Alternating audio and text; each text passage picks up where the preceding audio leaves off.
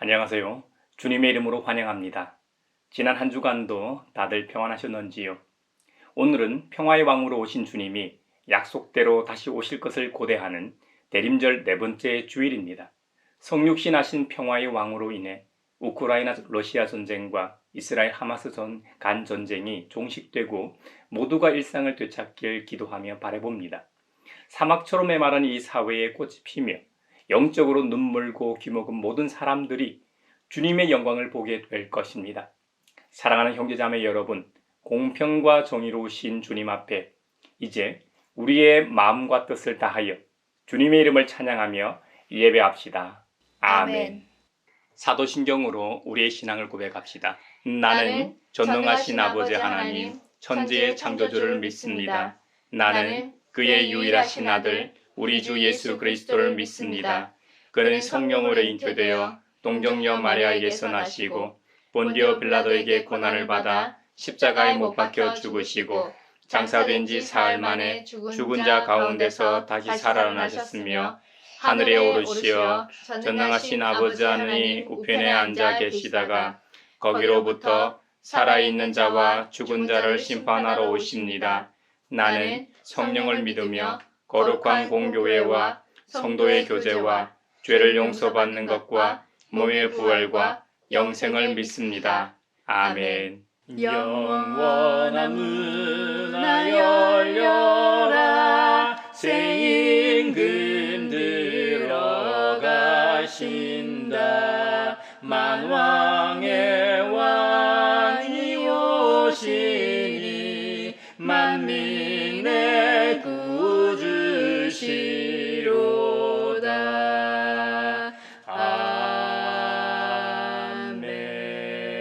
아멘. 새 노래로 주님께 노래하여라. 온 땅아 주님께 노래하여라. 주님께 노래하며 그 이름의 영광을 돌려라. 그의 구원을 날마다 전하여라. 그의 영광을 만국에 알리고 그가 일으키신 기적을 만민에게 알려라. 주님은 위대하시니 그지없이 찬양받으실 분이시다. 어떤 신들보다 더 두려워해야 할 분이시다. 만방의 모든 백성이 만드시는 헛된 우상이지만 주님은 하늘을 지으신 분이시다. 주님 앞에는 위엄과 영광이 있고 주님의 성소에는 권능과 아름다움이 있다. 만방의 민족들아 주님을 찬양하여라. 주님의 영광과 권능을 찬양하여라.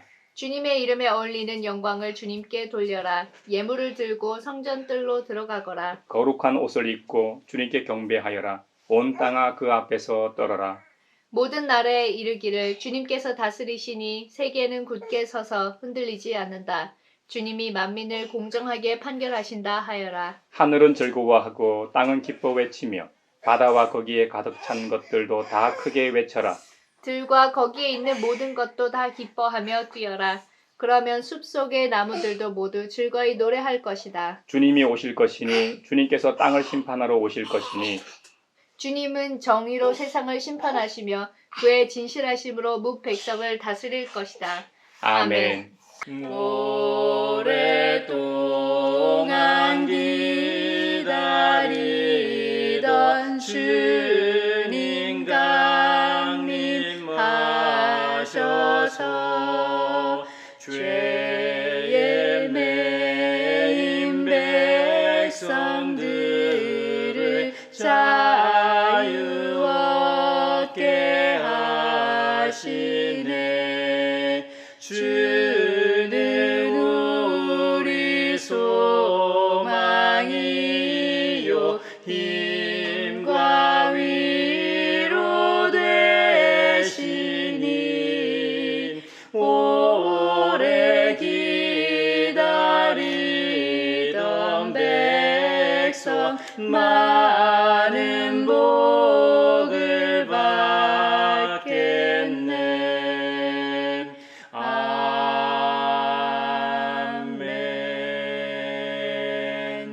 주님은 선하시며 용서하는 분이십니다. 주님을 부르는 자 누구에게든지 사랑을 한없이 베푸는 분이십니다. 평화와 결합한 정의는 우리에게 생태학적 죄를 회개하고 태도와 행동을 바꾸라고 촉구합니다. 의로움은 우리가 인간 이웃과 갈등하지 말고 평화롭게 살며 모든 창조 세계와 올바른 관계를 구축할 것을 또한 요구합니다. 우리는 모든 창조 세계를 대신하여 정의와 평화의 강에 합류하도록 초대받았고 지류가 모여 거대한 강을 형성하듯이 정의를 위한 이 더 큰 운동에 초대받았음에도 불구하고 문화대명령의 사도로서 살지 못한 허물을 주님께 고합시다. 자비롭고 은혜롭고 노하기를 도대하시는 주님 앞에 우리 죄를 고백하오니 주님께서 저에게 은총을 베푸시는 것이 사실이면 우리의 악과 우리의 죄를 용서해 주시고 모든 불의에서 우리를 깨끗하게 해주시고 우리를 주님의 자녀로 삼아 주시옵소서. 내 맘속을 비추시는 주님, 어둠에서 나를 지켜주소서. 내 맘속을 비추시는 주님, 당신 사랑 안에 쉬리라. 내 맘속을 비추시는 주님, 어둠에서 나를 지켜주소서.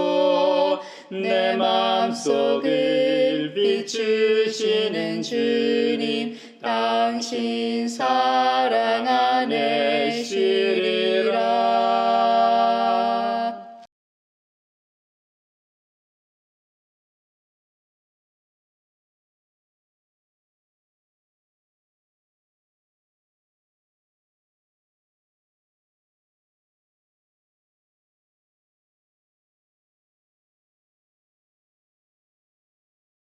화해와 지위의 하나님, 죽음을 이기신 주님께서 우리가 받아야 할 고통을 대신 받고 우리가 겪어야 할 슬픔을 대신 겪으시고 우리 모두의 죄악을 지우시고 우리가 평화를 누리게 하셨습니다. 이제 주님께서 우리의 죄를 용서하셨음을 주님의 이름으로 선언합니다. 아멘.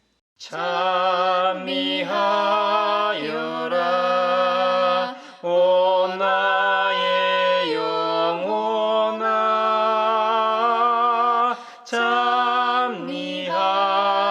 찬미하여라 거룩한 주 이름. 오늘 우리에게 주신 구약의 말씀은 이사야서 9장 2절에서 7절입니다. 하나님의 말씀을 경청하십시오.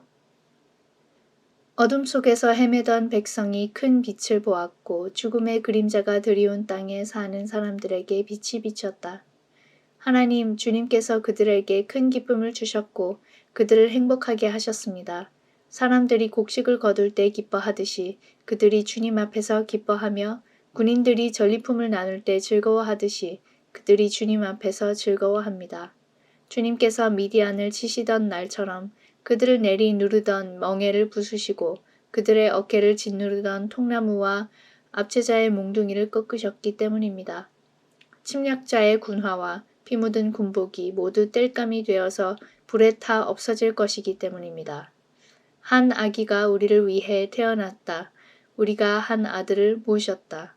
그는 우리의 통치자가 될 것이다. 그의 이름은 놀라우신 조언자, 전능하신 하나님, 영존하시는 아버지, 평화의 왕이라고 불릴 것이다. 그의 왕권은 점점 더 커지고 나라의 평화도 끝없이 이어질 것이다. 그가 다윗의 보좌와 왕국 위에 앉아서 이제부터 영원히 공평과 정의로 그 나라를 굳게 세울 것이다. 만군의 주님의 열심히 이것을 반드시 이루실 것이다.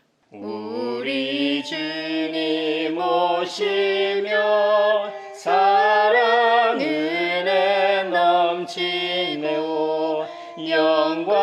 영광스런 면류관 내게 씌워주시네. 오늘 우리에게 주신 서신의 말씀은 디도서 2장 11절에서 14절입니다. 하나님의 말씀을 경청하십시오. 모든 사람에게 하나님의 구원의 은혜가 나타났습니다. 그 은혜는 우리를 교육하여 경건하지 않음과 속된 정욕을 버리고 지금 이 세상에서 신중하고 의롭고 경건하게 살게 합니다. 그래서 우리는 복된 소망, 곧 위대하신 하나님과 우리 주 예수 그리스도의 영광이 나타나기를 고대합니다. 그리스도께서는 우리를 위하여 자기 몸을 내주셨습니다. 그것은 우리를 모든 불법에서 건져내시고 깨끗하게 하셔서 선한 일에 열심을 내는 백성으로 삼으시려는 것입니다. 우리 주님 오시며 사랑 은혜 넘치네오 영광스런 면류관 내게 씌워주시네. 오늘 우리에게 주시는 복음의 말씀은 누가복음서 2장 1절로 14절입니다. 주님의 말씀을 경청하십시오. 그때에 아우구스투스 황제가 칙령을 내려 온 세계가 호적 등록을 하게 되었는데 이 첫 번째 호적 등록은 구레뇨가 시리아의 총독으로 있을 때에 시행한 것이다. 모든 사람이 호적 등록을 하러 저마다 자기 고향으로 갔다. 요셉은 다윗 가문의 자손이므로 갈릴리의 나사렛 동네에서 유대에 있는 베들레헴이라는 다윗의 동네로 자기의 약혼자인 마리아와 함께 등록하러 올라갔다. 그때의 마리아는 임신 중이었는데 그들이 거기에 머물러 있는 동안에 마리아가 해산할 날이 되었다. 마리아가 첫 아들을 낳아서 포대기에 싸서 구유에 눕혀 두었다. 여관에는 그들이 들어갈 방이 없었기 때문이다. 그 지역에서 목자들이 밤에 들에서 지내며 그들의 양떼를 지키고 있었다.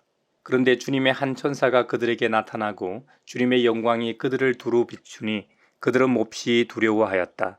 천사가 그들에게 말하였다. 두려워하지 말아라. 나는 온 백성에게 큰 기쁨이 될 소식을 너희에게 전하여 준다. 오늘 다윗의 동네에서 너희에게 구주가 나셨으니 그는 곧 그리스도 주님이시다. 너희는 한 갓난아기가 포대기에 쌓여 구유에 뉘어 있는 것을 볼 터인데 이것이 너희에게 주는 표징이다. 갑자기 그 천사와 더불어 많은 하늘 군대가 나타나서 하나님을 찬양하여 말하였다. 더없이 높은 곳에서는 하나님께 영광이요 땅에서는 주님께서 좋아하시는 사람들에게 평화로다. 이것은 주님의 말씀입니다. 하나님 감사합니다. 우리 주님 오시며 사랑 은혜 넘치네오 영광스런 면류관 내게 씌워주시네. 사회를 위하여 기도합니다. 대한민국의 66세 이상 빈곤율이 40.4%로 OECD 국가 중 1위라는 보고서가 나왔습니다. 76세 이상 노인들 중에는 52%가 빈곤 상태라고 합니다. 이번 정부 들어 고용지표 분석 결과 노인 평균 고용률이 높은 것은 반길만 하지만 상대적으로 빈곤 상태가 높다는 점이 아이러니합니다. 노인 고용률이 높은 만큼 빈곤율도 줄어들고 삶의 질도 높아질 수 있도록 잘 풀어가게 하소서. 반면 정부의 공공사회복지 지출 비중은 OECD 국가 중 맨 끝에서 네 번째입니다. 고령화 사회에서 출산 장려는 못해도 현 국민들만이라도 살만한 나라가 되도록 국가가 세금을 올바로 걷고 노인과 서민을 위한 지출을 늘리고 사회보장 제도를 견고히 하게 하소서. 예수님 오셔서 임마누엘 우리 주 이곳에 오셔서 기도 들어주소서. 능하신 주께서 크신 일을 행하사 간구하는 우리의 기도를 들어주소서. 교회를 위하여 기도합니다. 평화의 사도요, 우리를 구속하신 하나님이 가장 연약한 악의 모습으로 이 세상에 찾아오셨습니다.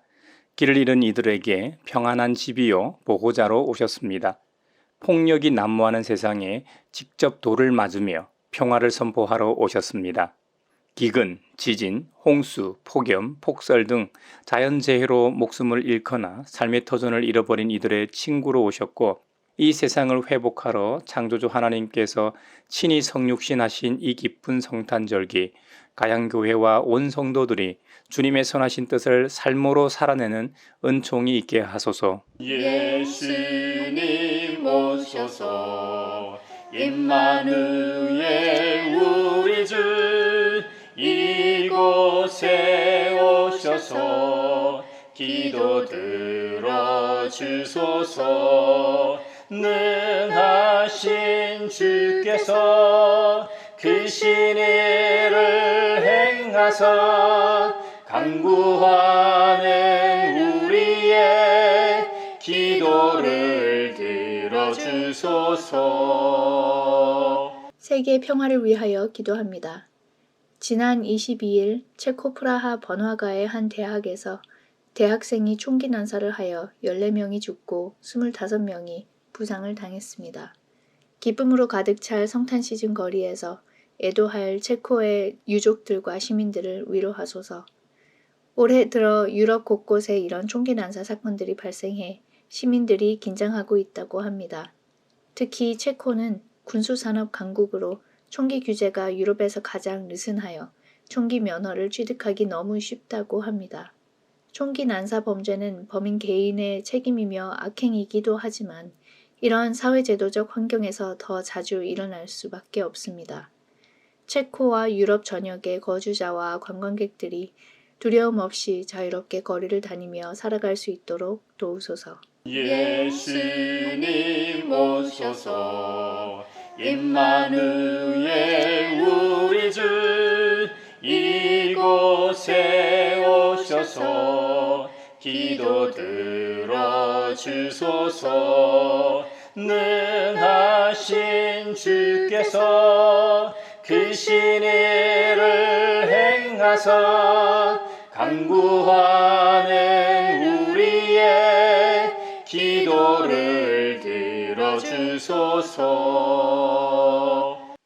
오늘날 전 세계는 유례없는 기후 위기와 기상이변에 직면해 있습니다.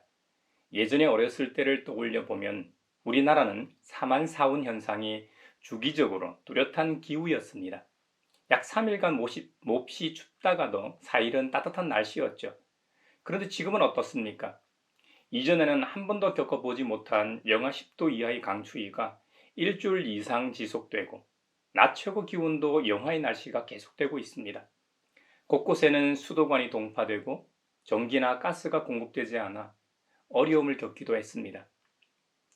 우리나라뿐만 아니라 중국의 최남단인 하이난에서는 반팔을 입고 생활하다가 갑자기 추워진 날씨 때문에 겨울 파카를 구입해서 입고 다니기도 했습니다.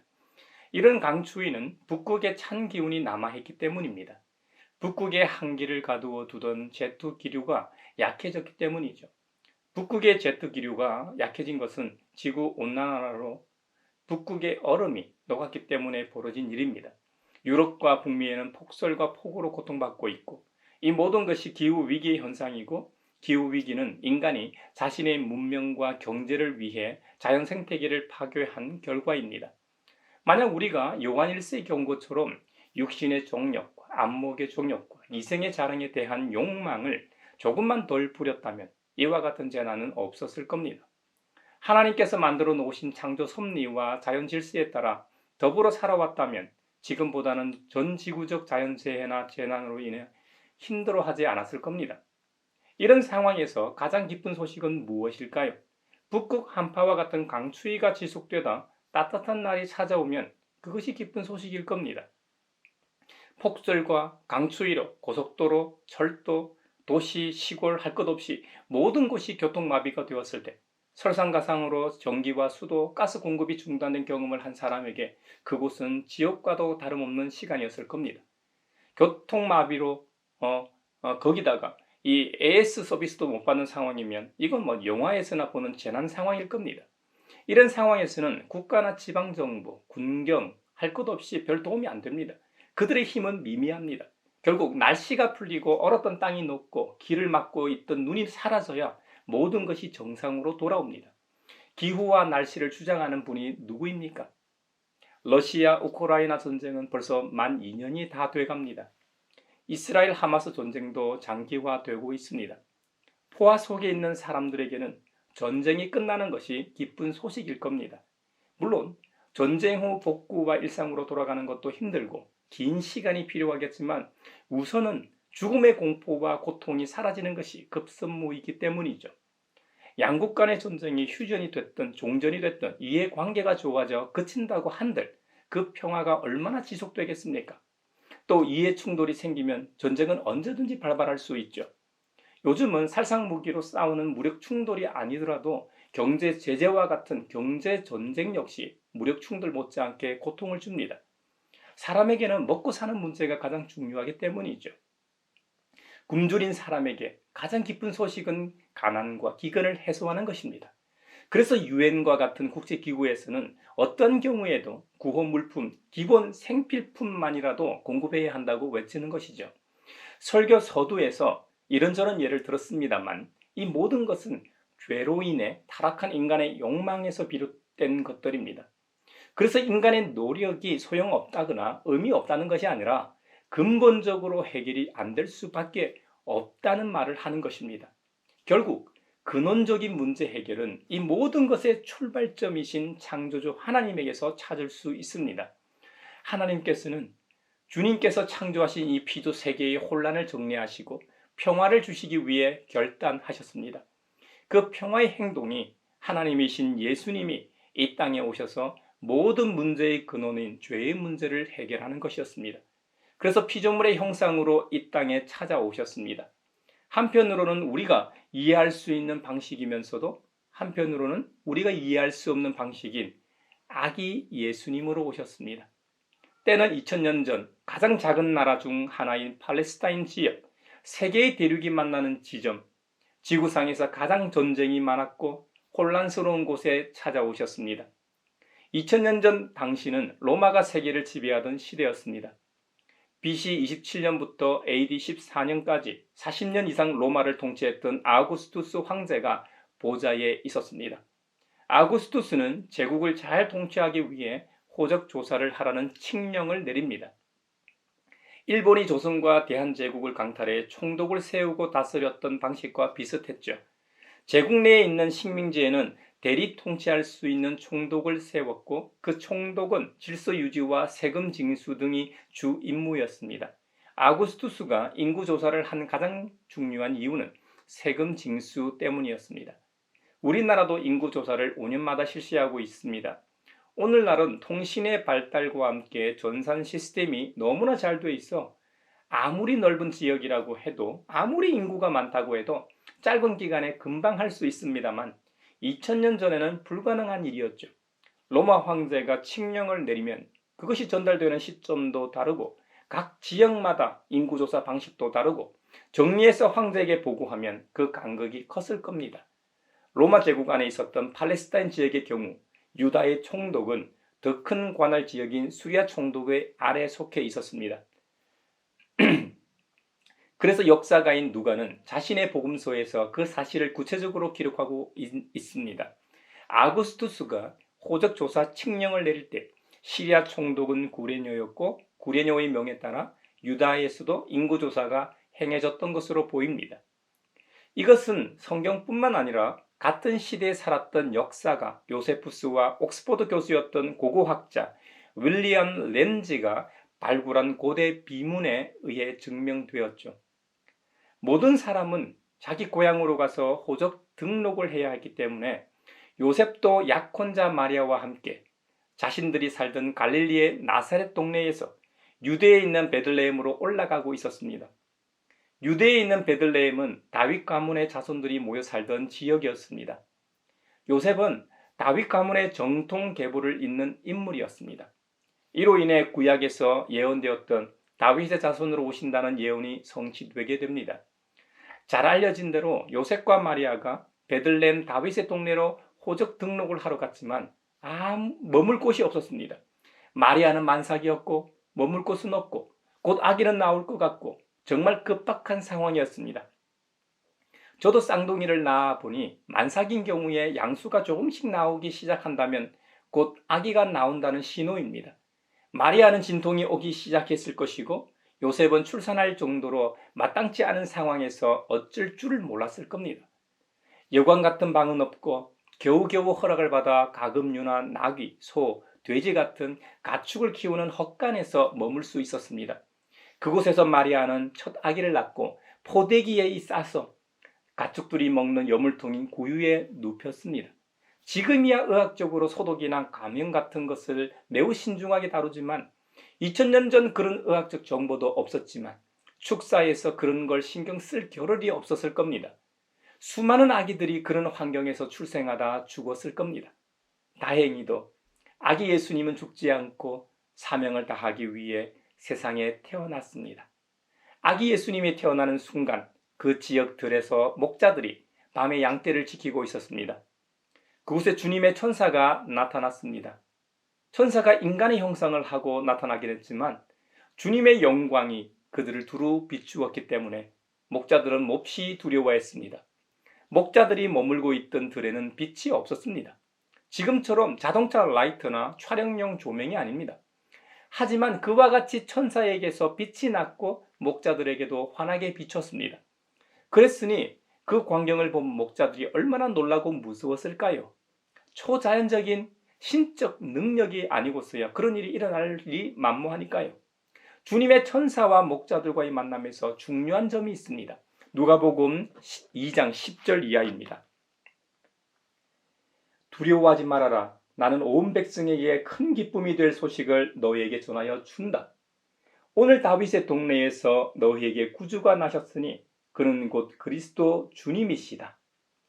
너희는 한 갓난아기가 포대기에 쌓여 구유에 뉘어 있는 것을 볼 터인데 이것이 너희에게 주는 표징이다. 아멘. 천사는 목자들에게 온 백성에게 큰 기쁨이 될 소식을 전한다고 했습니다. 그것은 다름 아닌 구주의 탄생 소식입니다. 앞서 설교 서두에서 오늘날 기후위기로 인한 여러 자연재해와 재난, 그리고 인간과 그 인간이 구성한 국가 간의 전쟁을 예로 들면서 그 모든 문제의 근원은 죄라고 하였습니다. 죄. 결국 죄는 욕심, 욕망 덩어리로 만들어 그 욕망을 쫓아 살도록 하고 타인과 다른 나라를 짓밟아 그들의 소유를 빼앗아야만 내가 더 부유하게 된다고 부추깁니다. 더불어 살아간다는 것은 상상할 수도 없고 공존할 수 없는 세상이 되어버렸습니다. 인간 세계에는 제 아무리 노력하고 여러 국제기구를 만들어도 소용이 없습니다. 힘없는 나라나 사람들이나 국제법이나 그것을 눈치 보고 몸살이지 강한 나라는 제멋대로 합니다. 결국 인간의 힘이나 약속으로는 이 땅의 평화가 안착하는 것은 불가능합니다. 그래서 이 세상의 시작점인 창조주 하나님께서 악의 근원인 죄의 문제를 해결하기 위해 성육신하신 사건이 2000년 전 팔레스타인, 유대에 있는 베들레헴의 아기 예수님의 탄생이었습니다. 목자들에게 온 백성에게 큰 기쁨이 될 소식인 그리스도 주님의 탄생에 대한 알림이 천사가 전한 사명이었습니다. 오늘날 큰 기쁨이 된 소식을 이미 접한 우리가 천사가 되어야 합니다. 우리가 만난 예수님, 세상의 유일한 구주, 하나님의 아들 그리스도를 전하는 일 말입니다. 그렇다면 주님을 전해야 한다는 것은 알겠는데 그럼 어떤 방식으로 전해야 하는가? 목자들에게 나타난 천사들은 주님의 영광이 있었다고 했습니다. 저는 영광이 가장 낮은 자리에 임한 일이라 믿습니다. 목자들이 천사를 왜 무서워했을까요? 엄청난 빛에 둘러싸여 있었기 때문이기도 하지만 자신들과는 다른 존재이기 때문입니다. 천사는 하나님으로부터 온 존재입니다. 그러니 인간의 입장에서는 자신들보다 더 대단한 존재로 인식했기 때문에 두려워했던 것이죠. 물리적인 강한 능력이나 힘이 선한 영향력을 끼치는 것이 아니라 자신의 대단함을 내세우지 않고 겸손하고 낮아짐이 능력이 되고 힘이 되어 선한 영향을 끼치는 것입니다. 사랑에는 엄청난 힘이 존재합니다. 나를 낳아주신 부모님의 사랑은 한이 없다고 하지요. 한계가 없다, 끝이 없다는 의미입니다. 우리 예수님의 십자가 사랑이야말로 한도 끝도 없는 것입니다. 그분의 사랑에 녹지 않을 것이 없습니다. 원수된 것도 다 녹습니다. 그래서 예수님은 우리에게 원수를 사랑하라고 말씀하셨습니다. 여러분, 하나님이신 아기 예수님이 누워 계셨던 곳이 어디입니까? 사람이 자는 침대나 멍석도 아닙니다. 짐승이 먹는 구유였습니다. 그것보다 낮은 곳이 어디 있겠습니까? 결국 하나님이신 예수님의 낮아지심이 우리에게 교육이 되고 의가 되고 경건이고 능력이 됩니다. 예수님 이전부터 모든 사람들과 피조 세계는 바로 이런 영광을 고대하고 기다리고 있었습니다. 무엇보다 우리 주님 예수님께서는 우리를 위하여 자기 몸을 내주셨습니다. 우리를 모든 불법에서 건져주시기 위해서 말입니다. 결국 우리가 타락 전의 모습으로 회복되면 죄의 욕망에 따라 더 가지려고 하지 않을 겁니다. 자족하며 감사함으로 살게 될 겁니다. 그렇게 되면 기후 위기를 초래한 잘못을 회개하고 더 이상 자연을 파괴하지 않고 지금 세대와 후대에게 얼마나 큰 잘못을 했는지 깨닫게 될 겁니다. 그 깨달음으로 탄소 제로와 자연을 보존하기 위해 행동하기 시작할 겁니다. 그렇게 되면 우리를 선한 일에 열심을 내는 주님의 백성으로 부르신 부름에 합당한 삶을 사는 우리 모두가 될 것으로 확신합니다. 그런 의미에서 이사야 예언자가 예언했던 한 아기가 우리를 위해 태어난 소식은 정말 큰 기쁨의 소식입니다. 이제 가장 연약한 모습으로 가장 낮은 곳에 오신 아기 예수님은 우리의 진정한 통치자가 되실 겁니다. 그분은 놀라우신 좋은 자가 되십니다. 우리가 어려움에 처할 때마다, 우리에게 조언이 필요할 때마다 우리에게 가장 적절한 말씀으로 인도하실 겁니다. 아기 예수님은 전능하신 하나님이십니다. 하나님께서는 전능한 능력으로 이 세상 만물을 말씀으로 창조하신 분입니다. 그 전능하심으로 우리와 함께 하시는 분이 바로 아기 예수님이십니다. 아기 예수님은 또한 영존하시는 아버지이십니다. 영원 전부터 존재하셨고 앞으로도 영구히 존재하실 분입니다. 우리와 영원히 함께 하실 분이 태어나셨습니다. 아기 예수님은 평화의 왕으로서 우리를 다스리실 겁니다. 이 세상 모든 사람이 바라는 것은 다른 게 아닙니다. 평화입니다. 평화로운 일상이야말로 모두가 원하는 것입니다. 포화 속에 있는 사람들과 기후위기로 재난과 재해를 겪고 있는 사람들 모두가 바라는 것은 일상으로의 복귀일 겁니다. 영원한 절대 평화를 주로 이 세상에 구주가 나셨습니다. 이와 같은 주님의 왕권은 점점 더 커져 온 세계가 하나님의 나라로서 평화가 온 세상을 덮을 것으로 확신합니다. 이 일은 만군의 하나님의 열심히 반드시 이루실 겁니다. 할렐루야. 올해 우리 가양교회에서 대림절을 보내면서 묵상집으로 함께 은혜를 나눈 기독교 환경교육센터에서 기획한 버섯처럼에서 제 개인적으로 적지 않은 은혜의 시간을 가졌습니다. 버섯은 우리의 식탁에 자주 등장하는 반찬 중 하나입니다. 우리 쌍둥이 아기들도 좋아하는 먹거리입니다. 하지만 버섯은 굳이 양분을 생산해 내려고 애쓰지 않는다고 합니다. 이미 있는 버림받은 낡은 것들을 다시 활용한다는 것이지요. 자기 일을 마친 다음에는 다시 땅으로 지구로 되돌리는 일을 합니다. 대표적인 것이 우리가 사용하고 버린 쓰레기들을 처리해 줍니다. 쓰레기는 인류뿐만 아니라 피조 세계에도 큰 골치 덩어리입니다. 그 쓰레기를 분해해서 비옥한 흙으로 만들어 준다는 것이죠. 한번 상상해 보십시오. 태초부터 지금까지 그리고 앞으로도 비옥한 흙을 만들어내면서 흙을 재생하는 일을 누구 하나 알아주는 이도 없는데 여태 소리 없이 수행하고 있습니다. 이것이 우리 예수님께서 산산수훈에서 말씀하신 약한 자를 대적하지 말고 내 오른편 뺨을 치거든 왼편도 돌려대라고 하신 말씀 아닐까요? 구제할 때에 오른손이 하는 것을 왼손이 모르게 하라는 말씀 아닐까요? 저는 우리 모두가 버섯처럼 세상 사람 누구 하나 알아주지 않아도 서로 사랑하라고 하신 주님 말씀대로 살아내길 바랍니다. 이런 삶이야말로 우리가 고대하고 기다리는 주님께서 기뻐하실 일입니다. 우리가 그렇게 살 수만 있다면 천사가 들에서 양떼를 지키고 있던 목자들에게 전하여 준 온 백성에게 기쁨이 될 소식이라 믿습니다. 말씀대로 살아가는 한 명의 그리스도인이 모여 하나님 나라의 평화의 행진이 될 겁니다. 이 평화의 행진에 사랑하는 형제자매 여러분을 초대합니다. 매년 크리스마스 날을 기념하면서 이 위대한 일을 하러 오신 주님을 고대하며 기다립시다. 먼저 우리 내면에서 위대한 평화가 찾아오길 바랍니다. 그리고 우리 가양교회와 여러분 각 가정마다 아기 예수님의 참된 평화가 임하길 축원합니다. 이 사회에 아기 예수님의 참 평화가 충만하길 또한 축원합니다. 그리고 2년간 전쟁 중인 우크라이나 땅에 전쟁이 그치고 진정한 평화가 도래하길 축원합니다. 무엇보다 아기 예수님이 태어나신 팔레스타인 땅에 참된 평안과 안식이 임하길 우리 모두 기도하며 축복합시다.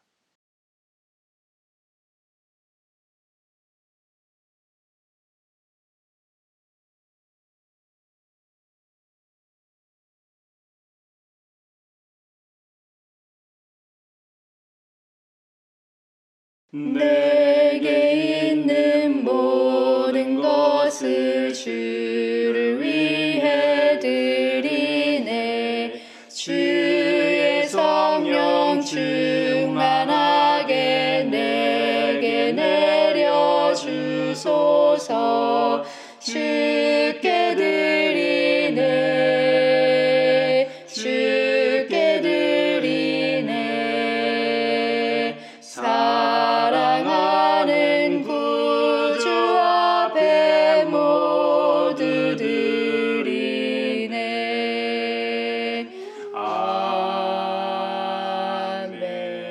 아멘. 여기에 모인 우리는 우리의 믿음의 역사와 사랑의 수고와 우리 구주 예수 그리스도에 대한 소망의 인내를 여기 연보에 담아 올려드립니다. 주님께서 말씀하신 대로 인색함으로나 억지로 하지 않고 성령의 기름 부으심을 받은 믿음의 형제 자매들이 주님의 손과 발이 되어 세상에 구원의 기쁜 소식을 전하며 살게 하심에 감사하여 각각 그 마음에 정한 대로 즐거운 마음으로 바치오니 향기로운 예물이 되게 하소서. 은혜의 주님, 우리의 정성을 어여삐 여기시어 주님께서 베푸신 은혜에 비하면 보잘것없지만 말씀하신 대로 미리 구별하여 드리오니 기쁘게 받으시옵소서.